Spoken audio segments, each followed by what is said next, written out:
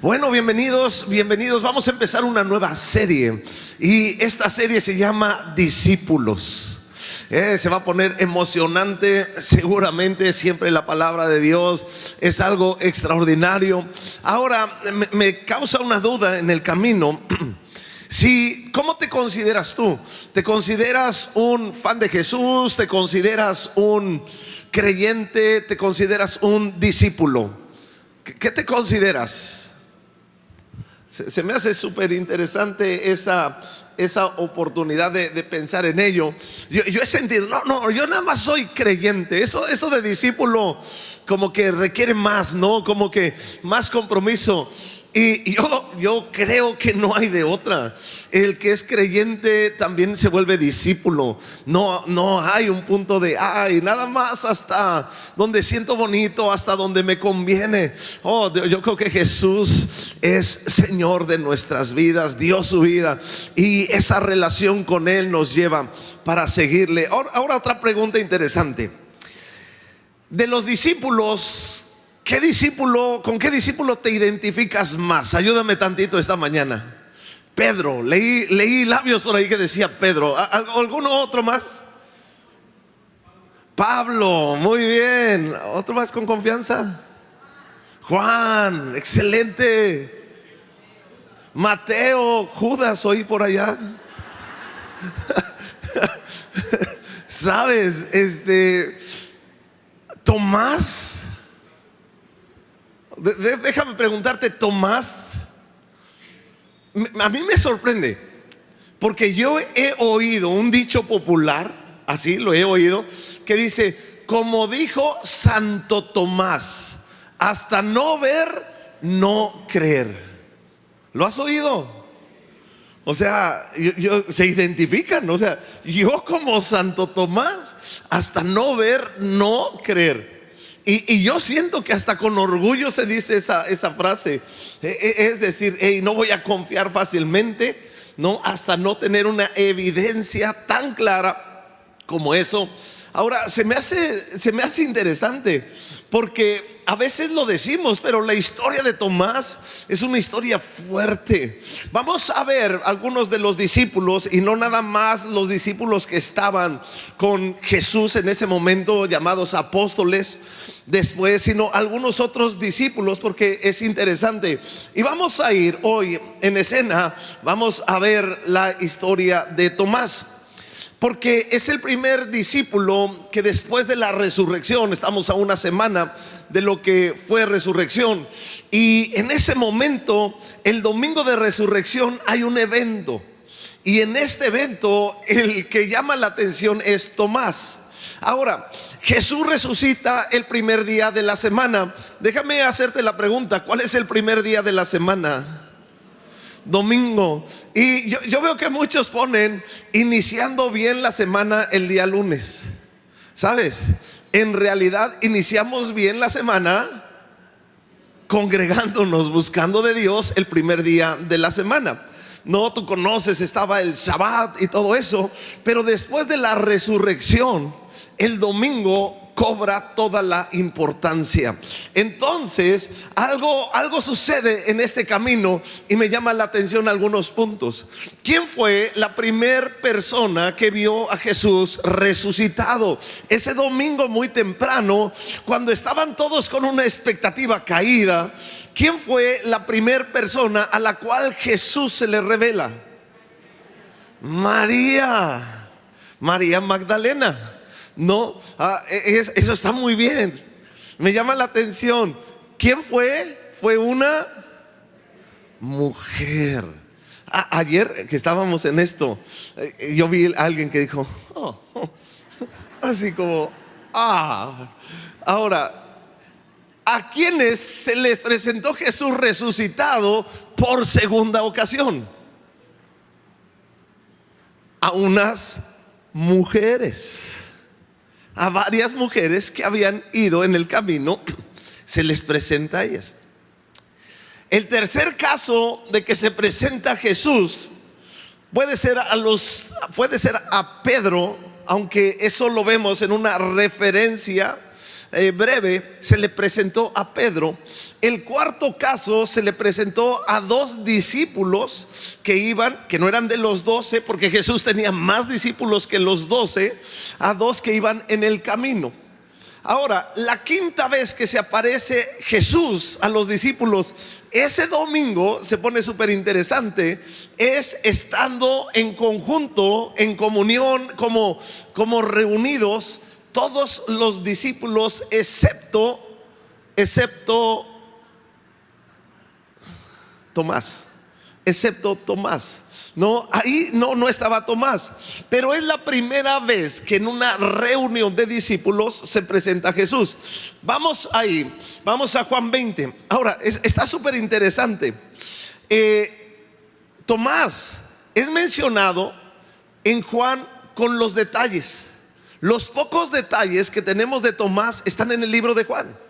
En los otros tres evangelios llamados sinópticos, solo se nombra a Tomás cuando se enumera la lista de los discípulos. Qué interesante. Pero Juan es el único que rescata el carácter que podemos ver de Tomás. Vamos entonces, estamos el domingo. Quiero que veas esto, que te metas en la escena. No, cómo estaban el domingo. Toda la tensión que fue desde la cena del Señor, Jesús orando con sus discípulos en la noche antes de ser entregado, cuando arrestan a Jesús, todos son esparcidos. Estaba profetizado que sería tomado el pastor y las ovejas serían esparcidas. Salen los discípulos, están escondiéndose. Pedro por ahí, otro discípulo viendo a Jesús en su maltrato. Pedro niega a Jesús, Jesús lo ve, Pedro sale corriendo de la escena y quizá muy a lo lejos están viendo a Jesús. Juan nos cuenta en la escritura que está presente viendo la crucifixión, pero después muere Jesús. Hay un temblor, hubo oscuridad. Y viene el sábado, y el sábado es el vacío, el domingo la resurrección. Pero el domingo es un día fuerte, porque les cuesta trabajo creer lo que está pasando. Ellos tienen una expectativa, y la expectativa, el problema es que fue destruida. Es decir, la muerte de Jesús, Jesús murió, aunque dijo que resucitaría. Ellos tienen problema, y puedes estudiar todo lo que pasó entre sábado y domingo, y los discípulos están preocupados, desanimados, desorientados, con dolor, con tristeza, asustados. Entonces, en medio de esta escena, la tumba está vacía, hay unos ángeles en la tumba. Algunos empiezan a tener una experiencia de ver a Jesús. Y en la noche, quiero que veas esto, en la tarde de ese mismo día, domingo, es decir, Jesús tuvo un domingo muy intenso. Y cuando llegó la noche de aquel mismo día, no perdamos de vista aquel mismo día, porque es un día de resurrección, es un día de poder, es un día especial. Es Jesús ya en victoria. Quiero que lo veas de esa manera. El primero de la semana, cuando las puertas cerradas estaban cerradas en aquel lugar, no, donde los discípulos estaban reunidos. Y sabes, me llama la atención que dice por miedo a los judíos. O sea, ellos se juntaban frecuentemente, eran amigos, habían pasado ya una buena temporada juntos, se conocían. No, a veces tenemos compañeros de trabajo, compañeros de deportes, y nos empezamos a conocer, se vuelve nuestra familia. Estuvieron con Jesús casi 3 años. Estaban ellos de esa manera. Entonces estaban reunidos, pero me llama la atención, estaban reunidos por temor. Había miedo. Es decir, es la escena de, yo sé que lo has vivido, pero has vivido escenas, momentos de temor en tu vida. Ay, que estás preocupado, está la adrenalina, está alta, estás asustado, buscas orar, buscas de Dios, buscas la compañía de otros, y aún la adversidad externa te lleva a juntarte. Entonces ellos estaban ahí reunidos por miedo, estaban ahí juntos por miedo, y vino Jesús. Puesto en medio, les dijo: paz a vosotros. Es decir, ¿cómo estaba el lugar? El lugar estaba asegurado, el lugar estaba cerrado, estaba remachada la puerta negra, como dice la canción. No, o sea, bien asegurada, no podía entrar nadie. Y de repente ellos en su angustia ven a Jesús, y Jesús se para en medio de ellos, en el centro de ellos, y les dice: paz a vosotros. Wow, qué susto. Seguramente, hey, Jesús, estás aquí. No lo habían visto todos, solo Pedro tenía la referencia de los demás, pero Jesús estaba allí puesto en medio. No, y cuando hubo dicho esto, les mostró las manos y el costado. Me llama la atención eso. Se me hace una referencia tan importante. Jesús les dijo: miren mis manos, miren mi costado. Jesús mismo es una evidencia del castigo de la muerte, pero ahora es una evidencia del poder de Dios, de la vida y de la resurrección. Quiero que lo veas de esa manera. No era un fantasma. Era un cuerpo físico glorificado que pudo pasar los muros, entrar en medio de ellos y les dice: hey, soy yo. Qué interesante. Y sus discípulos se regocijan. Hey, no es otro, es el que vimos, es nuestro maestro, es nuestro rabí, es nuestro Señor. Entonces ellos se regocijaron. Imagínate, ha resucitado, tiene poder, está en medio de nosotros. Era un momento de una gloria en ese lugar, era un momento de una celebración. Y yo pensé que lo íbamos a celebrar esta mañana en este lugar, porque Cristo está vivo, ha resucitado, tiene todo poder y sigue en medio de nosotros. Sabes, es algo extraordinario. Te puedes imaginar a los discípulos celebrando: ah, sí, Jesús, lo has hecho. Y yo creo que Pedro y Juan: ay, chócalas. Sabes, porque era un momento de victoria, de celebración. No está muerto, Jesús está vivo. Y lo más extraordinario, está con todo poder en medio de nosotros. Ay, eso es extraordinario. Entonces los discípulos se regocijaron viendo al Señor. Entonces Jesús les dijo otra vez: paz a vosotros. Segunda vez. Qué interesante. La primer paz tiene que ver con el momento. La segunda paz tiene que ver con lo que viene. Es decir, sus vidas estaban perdidas. Ellos estaban desilusionados, estaban confundidos. ¿Quién sabe qué iba a pasar de sus vidas? Y les vuelve a decir: paz a vosotros. Claro, era un saludo normal, pero Jesús está trayendo paz en medio de nuestras aflicciones, en medio de nuestros problemas. Y Jesús dice: como me envió el Padre, así también yo los envío. Los está comisionando ahí mismo. Jesús está hablando, les está diciendo: hay motivo para tu vida, hay algo que hay que hacer, hay un motor que tiene que ser activado en tu corazón. Así como el Padre me envió, así también yo los envío. Y habiendo dicho esto, sopló y les dijo: recibir el Espíritu Santo. Porque Dios a lo que nos manda no nos va a dejar sin las herramientas, sin la capacidad. Y sopló sobre ellos el Espíritu Santo. Capítulo 20 de Juan, continuamos, versículo 24. Pero Tomás, uno de los 12, puedes decir conmigo: pero Tomás. Ay, Tomás, uno de los 12, llamado Didimo. Didimo significa gemelo. Es decir, Tomás tenía un gemelo, o gemela podría haber sido, pero no hay una sola referencia de quién era su gemelo. Pero le conocían todos porque tenía un gemelo. Entonces no estaba Tomás con ellos cuando vino Jesús. Y le dijeron pues los otros discípulos cuando lo vieron: al Señor hemos visto. Y él les dijo: si no viere en sus manos la señal de los clavos, y metiere mi dedo en el lugar de los clavos, y metiere mi mano en su costado, no creeré.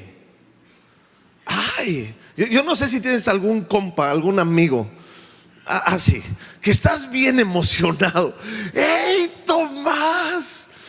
Vino Jesús, estuvo aquí con nosotros. Wow, lo vimos, nos enseñó las llagas. Estábamos encerrados, no sé, platicándolo, emocionadísimos. Y siempre hay un limón agrio en algún lugar.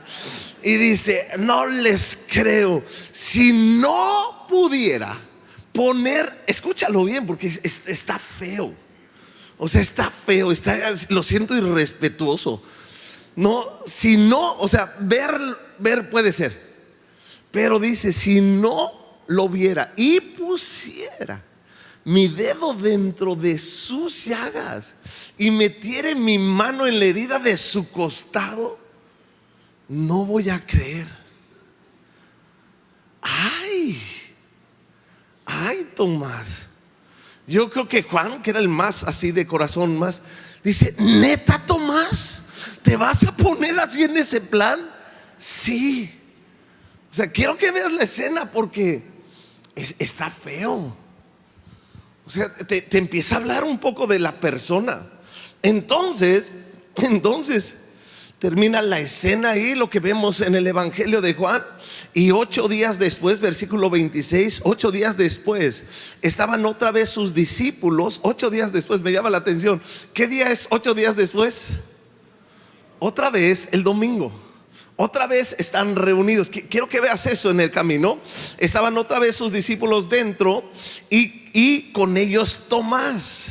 Llegó Jesús estando las puertas cerradas y se puso en medio y les dijo: pasa a vosotros. Luego le dijo a Tomás: Tomás, pon aquí tu dedo y mira mis manos, acerca tu mano y métela en mi costado, y no seas incrédulo sino creyente. Ay, me hubiera gustado ver la cara del Tomás en ese momento. Ay, sabes, así. Ay, llegó Jesús, lo ve y le dice: a ver, Tomás, ¿qué andas diciendo, brother? Así, ahora, no sé, yo creo que no lo ha de haber hecho. O sea, yo creo que estaba así. Entonces Tomás respondió y le dijo, esto me gusta mucho: Señor mío y Dios mío. Jesús les dijo: porque me has visto, Tomás. Me gusta cómo dice: porque me has visto, Tomás, creíste. Bienaventurados los que no vieron y creyeron. Wow, me gusta esta enseñanza. Bueno, vamos a venir aquí a desglosar tantito el primer versículo. Cuando llegó la noche de aquel mismo día, vamos a hablar del día, el primero de la semana, las puertas cerradas, donde los discípulos estaban reunidos. Había una reunión, pero había miedo. Vino Jesús, ¿sabes? Ellos no lo llamaron. Jesús llegó y se presentó y puesto en medio. Me encanta la figura que Jesús siempre debe de estar en medio de nuestras conversaciones, en medio de nuestras reuniones. Y Jesús les dijo: paz a vosotros. Estamos viendo lo que es en realidad, después de la resurrección, la primera asamblea cristiana. Estamos viendo el primer como grupo de conexión que se hace. Es decir, la iglesia oficialmente nace en Pentecostés, porque es el Espíritu Santo derramado sobre ellos. Pero aquí tenemos una foto inicial de lo que está haciendo la primera asamblea, y nos habla de la necesidad de reunirnos, de estar juntos y establecer un día, por lo menos, para tener comunión como iglesia. Quiero que lo veas de esa manera. Yo sé que hay personas, alguien me dijo: yo creo en Cristo, pero no tengo iglesia. Ese modelo no lo veo en la Biblia. Yo veo un modelo en la Biblia donde cada uno tiene que tener su iglesia local. Llegó una vez una persona y me dice: pastor, yo voy a 8 iglesias. Dije: wow. No, ella estaba muy orgullosa de eso. Y le dije: mire, yo le recomiendo que vaya a una, aunque no sea con nosotros. ¿Sabes? O sea, 8 iglesias, qué relajo. Entonces se está estableciendo. Y el primer día de la semana, qué importante, porque Dios es primero Dios en todas las cosas. Este es un buen principio. A veces hablamos de nuestras prioridades y a veces decimos: primero Dios, luego la familia, luego el trabajo, luego el ministerio, etcétera, etcétera, etcétera. Pero la manera más correcta que creo que podemos abordar las prioridades es: primero Dios en mi vida, primero Dios en mi matrimonio, primero Dios en mi familia, primero Dios en mi trabajo, primero Dios en mis finanzas, primero Dios en mi ministerio. Es decir, primero Dios en cada área de mi vida.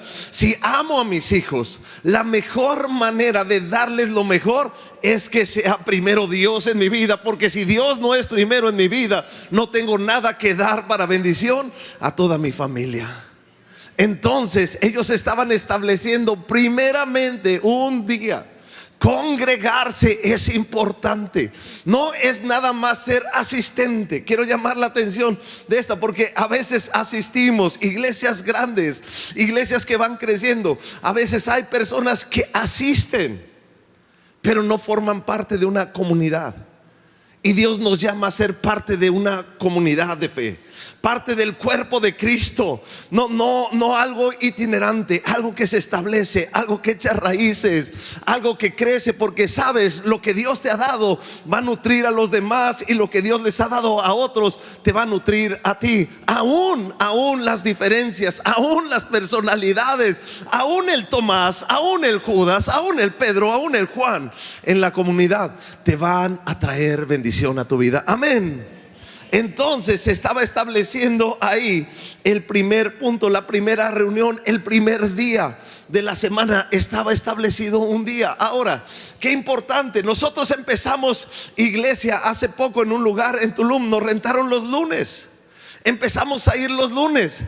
¿Estaba mal o estaba bien? El día no es importante. El punto importante es darle a Dios un día. Empezamos haciendo iglesia los lunes, era la oportunidad, lo único que había. Ahora tenemos nuestras reuniones, están teniendo reunión ahí, y con el favor de Dios vamos a tener en estos días un lugar ya de tiempo completo para hacer iglesia en Tulum, y gloria a Dios por ello.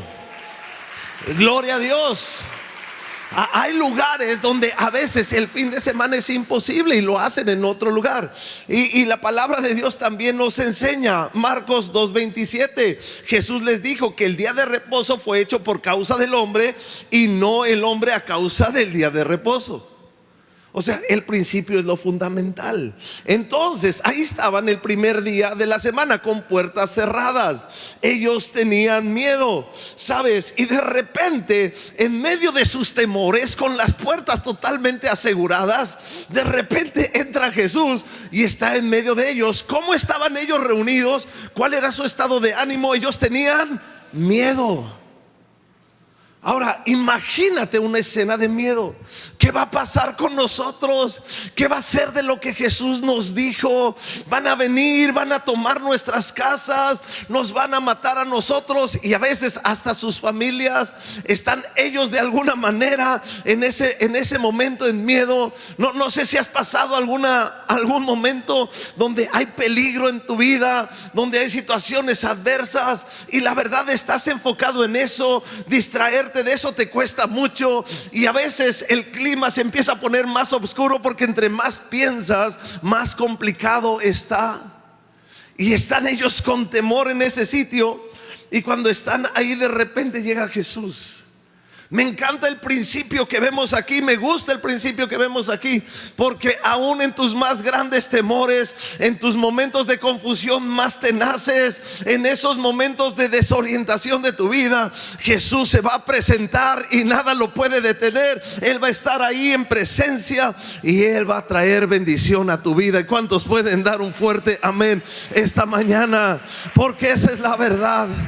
No hay nadie. Jesús es resucitado. Esa limitante humana tiene un cuerpo glorificado, pero es un cuerpo material. Pudieron tocarlo, pudieron poner sus manos en sus llagas y hubieran notado. Es decir, Jesús se hace presente en medio de nuestro dolor, en medio de nuestra aflicción, en medio de nuestra desesperación, de nuestra desilusión. Y quiero decirle a alguien en esta mañana: Jesús se quiere hacer presente en medio de tu adversidad, en medio de tu dolor, en medio de tu aflicción. No hay nada que lo impida, y no hay nadie como nuestro Dios. Amén. Ese es nuestro Dios. Ese es nuestro Dios. Ahora, me llama tanto la atención sus huellas, porque Jesús llega y no les dijo: hey, mírame, soy yo, ¿te acuerdas lo que pasó en tal lugar? Dice: toma, mira mis huellas, mira las señales. Me llama la atención porque Zacarías 12:10 dice: derramaré sobre la casa de David, el profeta Zacarías hablando esto sobre Israel y sobre los moradores de Jerusalén, espíritu de gracia. Qué importante la gracia, la oración.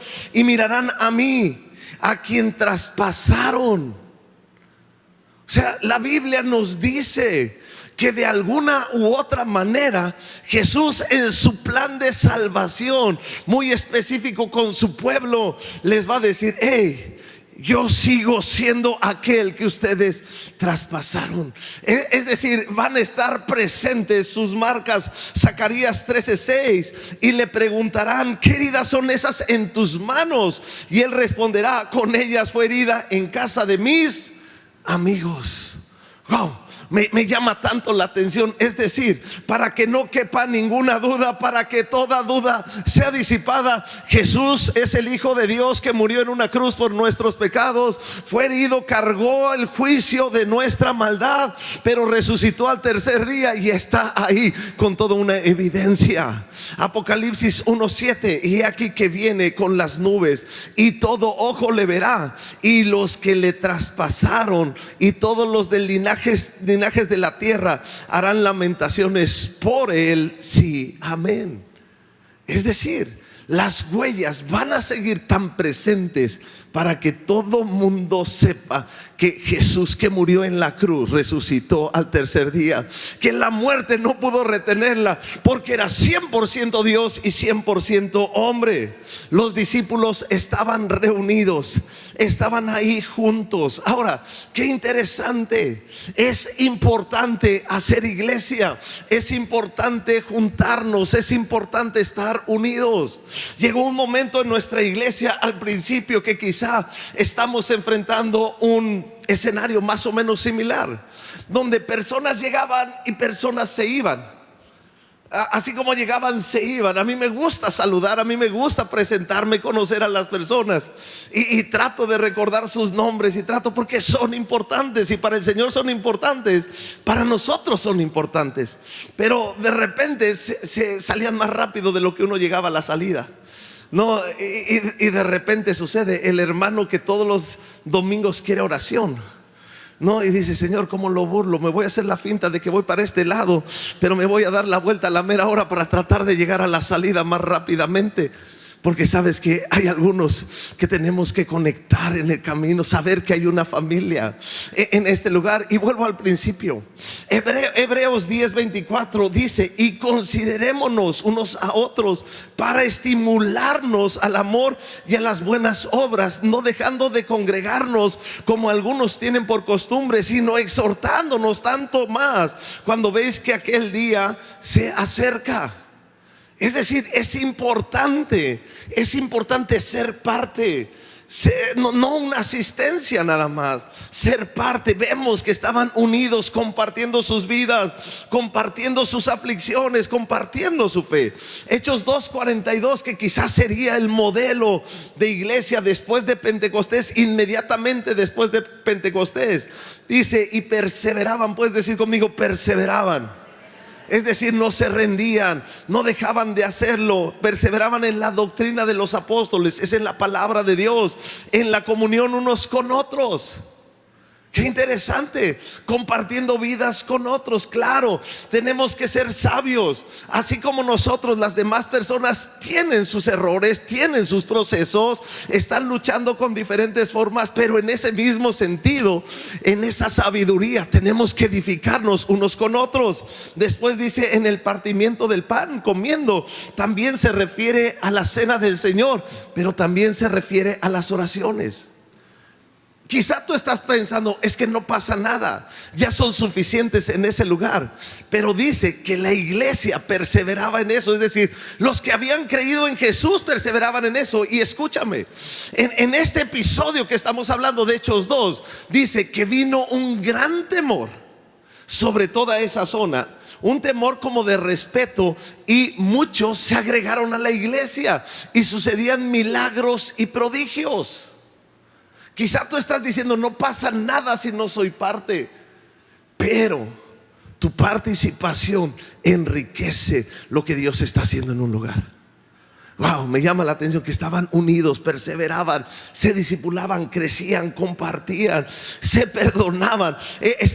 Vino Jesús y se puso en medio de ellos. Me llama tanto la atención. Ayúdame a leer Mateo 18:20. Porque donde están dos o tres congregados en mi nombre, ahí estoy yo en medio de ellos. Me encanta. Jesús se los dijo antes. Jesús les profetizó ese momento donde ellos iban a estar juntos, donde dos o tres congregados en mi nombre, ahí está Dios en medio de ellos. Déjame hacerte una pregunta. Cuando nos reunimos, ¿cuál es tu expectativa? ¿Qué serie voy a ver al ratito? Ya la quiero terminar. No puede ser a veces, híjoles, va a jugar el Tigres. Ya tengo que estar allá. Yo sé, yo te entiendo. Tengo mis equipos favoritos. Pero tú y yo tenemos que tener una visión, una expectativa. Porque donde están dos o tres reunidos en su nombre, Él está ahí en medio de ellos. Y algo extraordinario puede suceder en ese lugar. Cosas que no van a suceder en otros lugares suceden aquí cuando los santos, por la obra de Jesús, nos reunimos. Amén. Cosas extraordinarias suceden.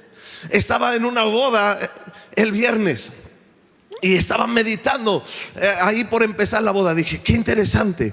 La palabra de Dios habla del matrimonio, que sea honroso, que es algo extraordinario. El que haya esposa encuentra un tesoro, encuentra el favor de Dios. Y vemos en Génesis cómo Dios bendice ese matrimonio de Adán y Eva, y los bendijo y les dijo que se multiplicasen y fueran fructíferos.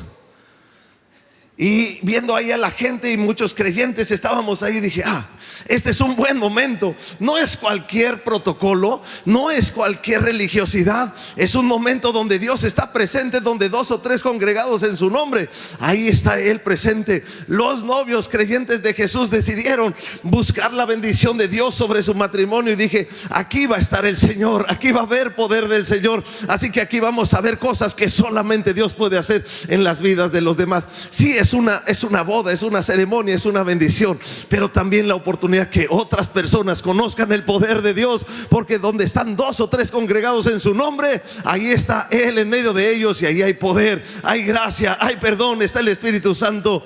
Y tú y yo tenemos que tener una expectativa. Señor, ¿qué milagro vas a hacer hoy? ¿Qué palabra me vas a dar? ¿Qué fortaleza? ¿Qué revelación? ¿Qué corrección? Porque aquí está el Señor en medio de nosotros. En medio de nosotros. Me llama tanto la atención en esta figura, porque sabes que ellos están con miedo, ellos están afligidos, pero en medio de los miedos no hay barrera, no hay límite para que nuestro Jesús se presente en medio y empiece a traer su paz sobre nosotros. Wow, me encanta este punto. Mira, sabes, hay un salmo hermoso. Mirad cuán bueno y cuán delicioso es habitar los hermanos juntos en armonía. Sabes, en armonía. La armonía tiene una dirección. Jesús es nuestro director. Él es nuestro director. Escucha lo que dice: es como el buen óleo sobre la cabeza, el cual desciende sobre la barba y la barba de Aarón y baja hasta el borde de las vestiduras. Es una figura muy interesante, porque dice que cuando habitamos juntos en armonía, en paz, en edificación. Qué importante. Cuando tú y yo nos reunimos, ya sea para compartir el pan, para estar un tiempo con amigos, no permitas que sea una reunión con despropósito. No, la palabra de Dios nos dice que siempre de edificación, que siempre hablando bien. No permitas que se hable mal. No dejes que eso suceda. No dejes que se desvíe la reunión. La boca se va rápido. Yo me doy cuenta, empiezan a haber de repente pláticas. Y el otro día estaba en una bien interesante y dije, chispa, se está poniendo fea. Y dije, ¿cómo le hago? Y dije, Señor, dame la idea. La verdad, dije una ocurrencia toda rara, pero captó la atención y desvió del mal camino la plática. Así que, ¿sabes? Cambiémosla, porque no estamos llamados a compartir malas cosas cuando nos reunimos.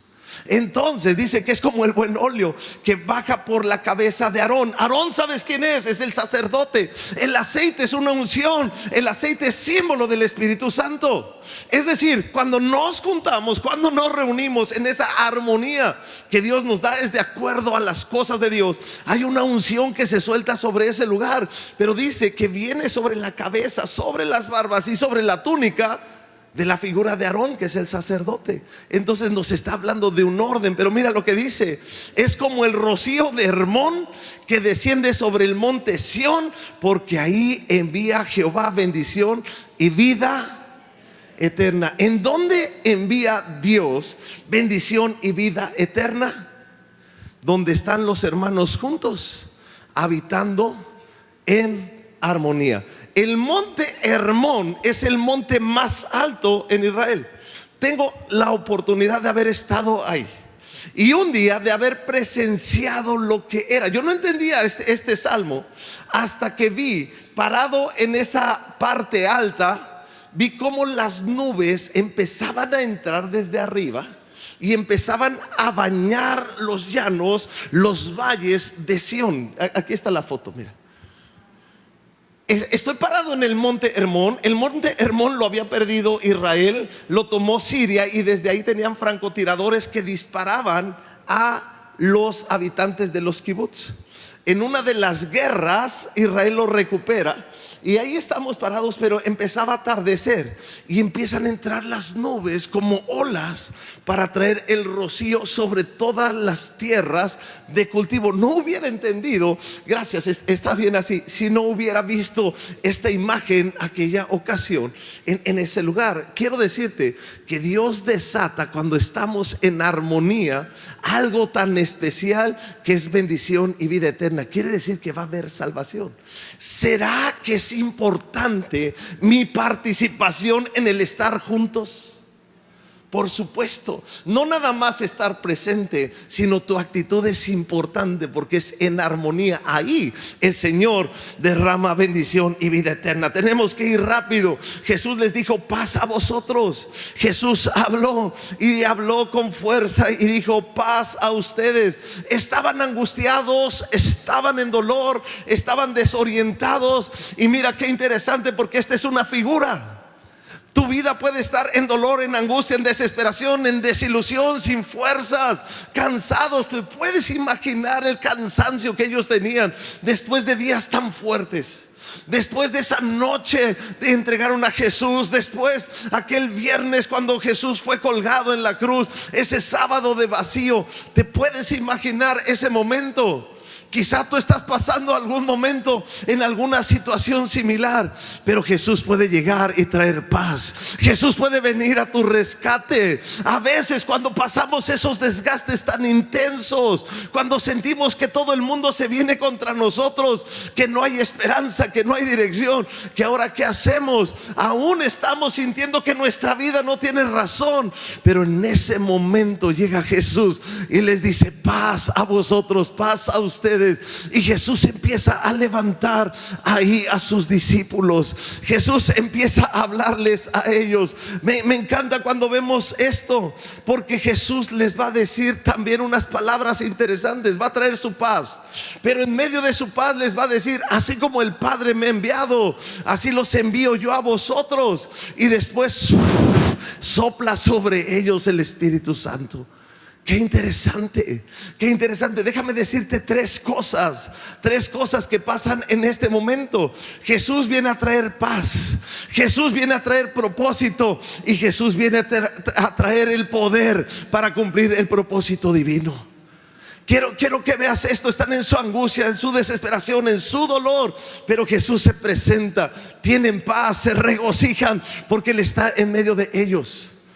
He tratado con personas que a veces están luchando con su fuerza, que están luchando con su ánimo. A veces ya no hay ánimo. Me llama la atención esto, y muchas veces por cosas pasadas.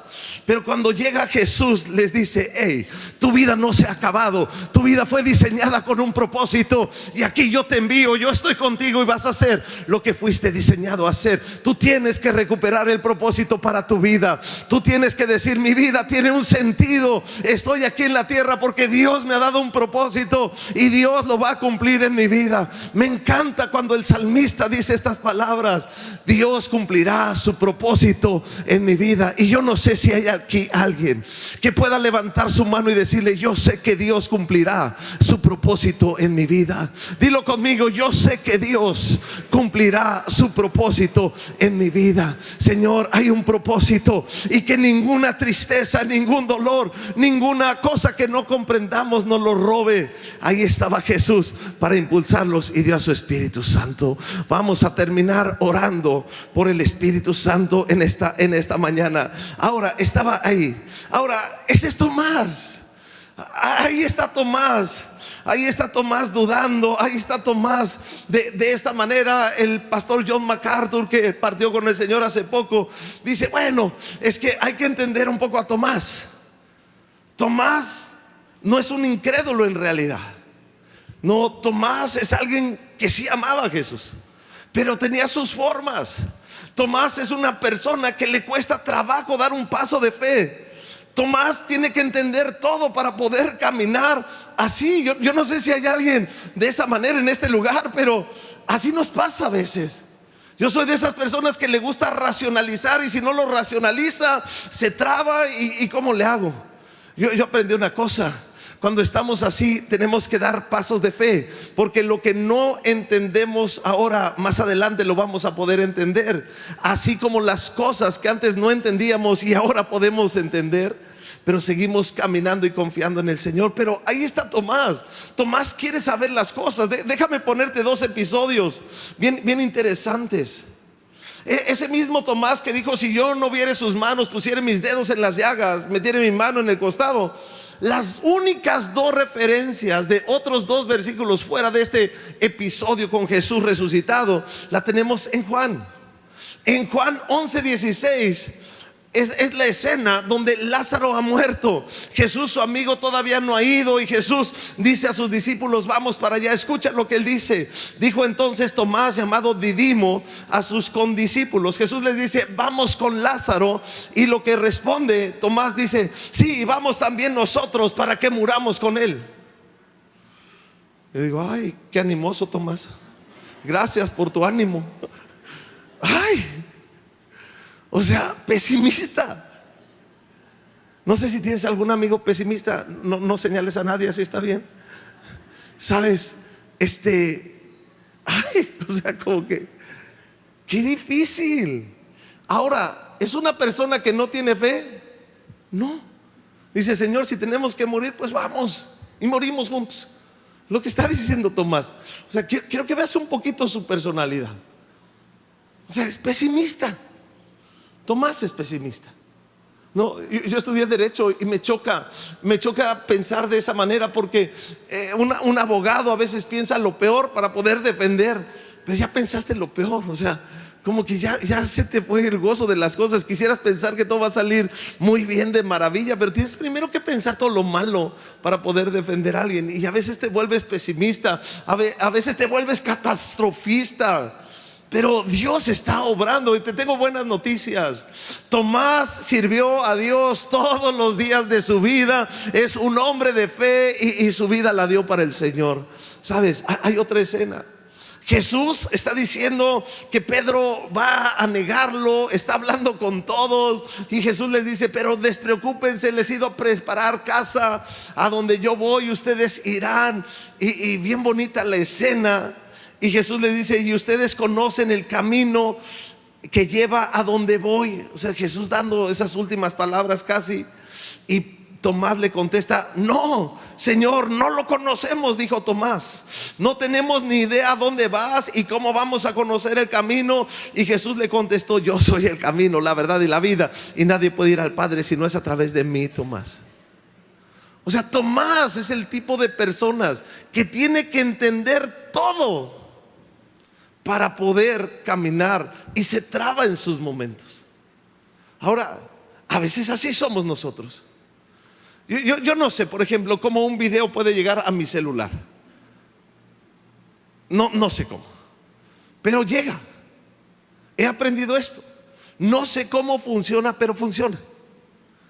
A veces me trato de romper la cabeza con algunas cosas que no puedo entender. Quizás las entienda más adelante, pero no voy a trabar mi fe, no voy a estorbar mi fe para no seguir adelante. Déjame presentarte en los minutos que tenemos una encuesta. Barna es una agencia cristiana, sobre todo cristiana, de encuestas. Y ellos hicieron una encuesta sobre la duda. Porque quiero preguntarte, ¿has dudado alguna vez de las cosas espirituales, de la Biblia, de Dios, de Jesús? Es la iglesia. No puedes decir mentiras, ¿verdad? Sí, o sea, la gran mayoría. Mira esta encuesta. Hello. Si no, yo se las digo. 65% le hicieron con creyentes. 65% han dudado de su fe. 65% en una encuesta que hicieron en los Estados Unidos en el 2024 han dudado de su fe. 26% todavía sigue lidiando con preguntas en su cabeza, las respuestas temporales de los que dudan. Sabes, el problema no es dudar, el problema es dejar de creer. Entonces 45% de las personas se alejaron de la iglesia en sus momentos de duda. Si yo pudiera poner un efecto de peligro, alarma, peligro. Si tienes duda, no te alejes. Resuelve tus dudas. 29% dejó de leer sus Biblias. 29% dejó de orar. Algunos contestaron varias cosas, por eso no te da un 100%. Es decir, las personas pudieron haber dejado de orar, pudieron haber dejado de ir a la iglesia y a la vez de dejar de leer su Biblia. Ahora, alrededor del 40%, cuando tuvo dudas, recurrió a amigos o familiares en busca de apoyo. Muy interesante. Es decir, las dudas se van a presentar.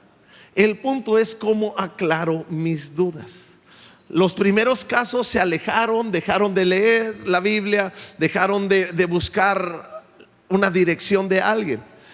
El 19% se apoyó en su esposo o en su esposa. 3 de 10 buscaron respuestas en las escrituras. Qué bueno, porque empiezas a hacer tu fe sólida. Tus dudas se resuelven y empiezan a ir hacia adelante. El 22% confió en la iglesia, buscó seguir congregándose, y el 19% nada más buscó a un líder o a un pastor para salir de sus dudas. Estoy defendiendo un poquito a Tomás. O sea, ¿sabes? O sea, son cosas, pero ¿qué voy a hacer con eso? Es lo práctico. Qué interesante. Entonces, 8 días después, Jesús regresa con Tomás y le dice: pon aquí tu mano, pon aquí. Y Tomás dice: ay. Tomás termina con una frase: Señor, mi Dios y mi Señor. ¿Qué hizo Tomás? Se afirmó en Dios. Tomó una decisión: Señor, sí, perdóname, tú eres mi Señor y tú eres mi Dios. Quiero terminar en el poquito tiempo que nos queda. ¿Cómo podemos ir en nuestra vida resolviendo dudas? Quiero ir aquí a la primera, Juan 20:24. Tomás, uno de los 12, llamado Didimo, no estaba con ellos cuando Jesús vino. ¿Qué es lo que pasó en el primer momento con Tomás? Tomás se alejó. Tomás dijo: yo no entiendo, no me siento bien, no me voy a reunir, no quiero estar con nadie, quiero estar solo.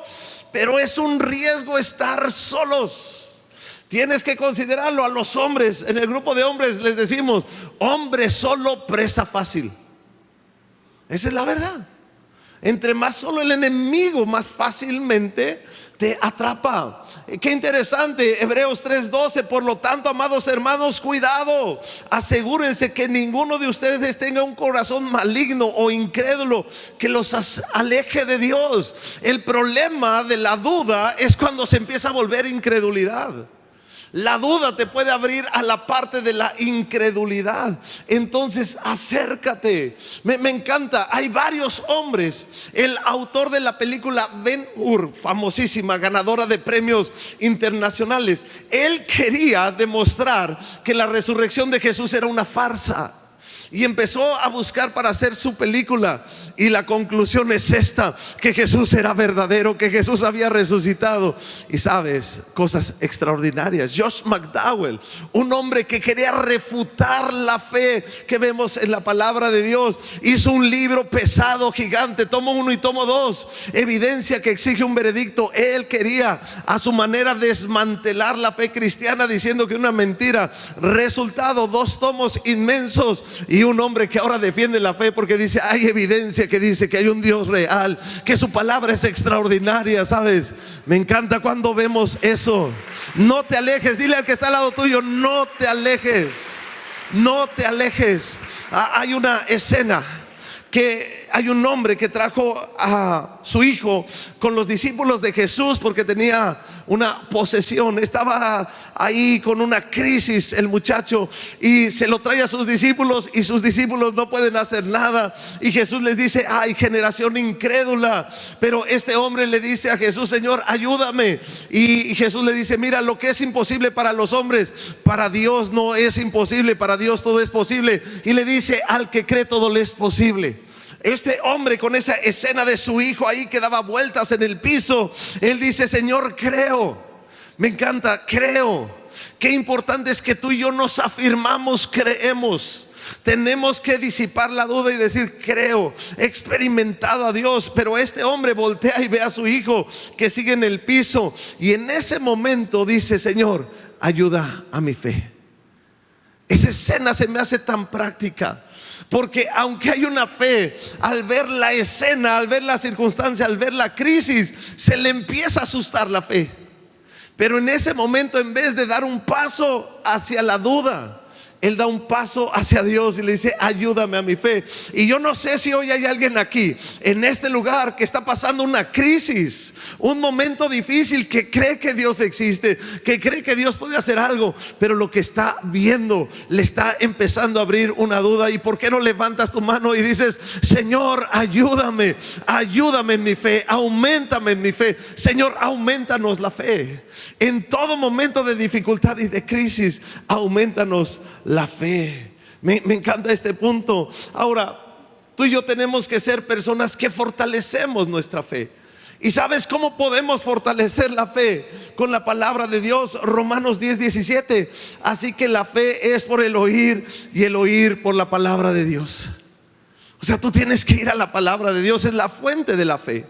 Tienes que oírla, tienes que oír palabra de Dios, tienes que leer la Biblia, tienes que hablarla. Recuerdo un momento de crisis en mi vida que estaba pensando, y lo peor es que la mente a veces es tan creativa. Seguramente alguien ha pasado por esto, que estás en medio de un problema, empiezas a imaginar lo peor, y luego lo peor de lo peor, y luego lo peor de lo peor de lo peor, y entras en escenas de terror en tu vida. Te angustias, ya no comes, tus manos empiezan a perder la piel, empieza a afectarte tu salud, escenas de esas. En medio de un momento de crisis, recuerdo lo que decía Isaías 26:3: Dios guardará en perfecta paz aquel cuyo pensamiento persevera en Dios. Wow. Porque sabes que aún los psicólogos te lo pueden decir. Cuando alguien tiene un momento difícil, un momento de trauma, un momento complicado, se enfoca en el problema. Empezamos a inflar el problema, y el problema se vuelve inmenso. El problema está ahí, pero tú y yo tenemos que buscar a Dios, que es más grande que tu problema. Es el único que puede hacerse presente y traer una solución en medio de tu problema. Amén. Entonces tú y yo tenemos que ser personas que nos centramos en el Señor. Vea la palabra de Dios, fortalécete, mete en la palabra de Dios. Me encanta este punto. Cuando viene la duda, cuando te asalta la duda, ¿sabes? Mejor duda de la duda. Está muy profundo este pensamiento. ¿Sabes? Si vas a dudar de algo, duda de la duda. Cuando está Eva en el huerto del Edén y llega la serpiente, ¿Cómo que Dios dijo eso?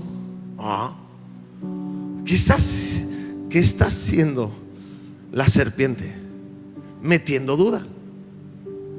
Ay, no es cierto. O sea, pero cuando abrazamos la duda, empezamos a abrir una puerta a la incredulidad. Y tú y yo, cuando viene la duda, ¿qué vamos a hacer? Recuerdo una vez, me pasaron 3 cosas, no me da tiempo, 3 cosas seguidas, y dije: ay, Señor, no que estabas conmigo, no que me amabas, no me cuidabas, porque me sentí desprotegido, me sentí afectado, me sentí así. Y la verdad, empezó a entrar la duda y el desánimo con todo.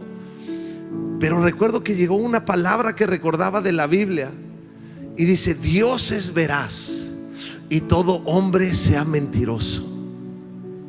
Dije: lo que está sintiendo mi corazón de que Dios no me quiere, Dios no está conmigo, Dios no me ama, es una mentira. Y Dios me ama, ¿sabes? Tú y yo tenemos que dar un paso a afirmarnos en las cosas de Dios. Hay cosas que yo ya hago. Mira, un día conocí a Jesús, entregué mi vida. Para mí fue totalmente real. Yo ya no me voy a estar preguntando los demás días: ¿será que Dios existe? Ay, ¿será que Dios no me ama? Murió su hijo en la cruz por mí, por un terrible pecador. ¿Cómo que no me ama? O sea, porque ya empezamos: Dios me ama. Ya se vuelve una definición. Dios es real, existe, lo he experimentado, he visto tantas cosas de Dios. Ya no voy a perder tiempo dándole oportunidad a la duda que ensucie mi pensamiento. Él existe, es real, lo he experimentado. Si llega un científico, que nunca llegará, pero llega y estoy demostrando que Dios no existe, yo lo he visto, ha restaurado mi vida, ha sanado mi corazón, me ha dado esperanza, me ha dado guía, ha hecho tantas cosas, es real, lo he experimentado. Nadie me va a quitar eso. Él está vivo, sigue haciendo obra, Él es extraordinario. Ese es nuestro Dios. Recuerda lo que ya hizo por ti. No tengas una memoria corta de lo que ya hizo por ti. Vemos la historia de David. David viene y viene el gigante Goliat de enfrente de ellos, y David dice: como estuvo conmigo Jehová con el oso y con el león, así estará con este gigante. Fortalece su fe con las experiencias pasadas. ¿Sabes? Recuerda lo que Dios ha hecho por ti. Versículo punto 5: mantén tu enfoque en Dios. Pedro dice: si eres Jesús, manda que yo camine por las aguas. Y le dice: ven. Y empieza a caminar, pero en cuanto empieza a ver el viento, la lluvia, se desenfoca de ver a Jesús y empieza a hundirse. No te desenfoques, enfócate en Jesús. Sabes, el 6, la fe es una elección. Él creyó, dice, hablando de Abraham, él creyó de esperanza contra esperanza. Él creyó. Me encanta porque Abraham la tenía muy difícil. Casi 100 años, su esposa estéril, ya bien grande de edad, y decidió creerle a Dios. Yo no sé si hoy hay alguien aquí que tiene que tomar una decisión de creerle a Dios, de dar un paso de fe y decir: Señor, creo. He visto algo de la Escritura, quizás si no conoces mucho, pero te animo a que conozcas más para que tu fe sea una fe más robusta. Porque te vas a encontrar, entre más estudias la Biblia, más certeza tienes de todo lo que es Dios. Tenemos que terminar esta mañana. ¿Por qué no te pones de pie?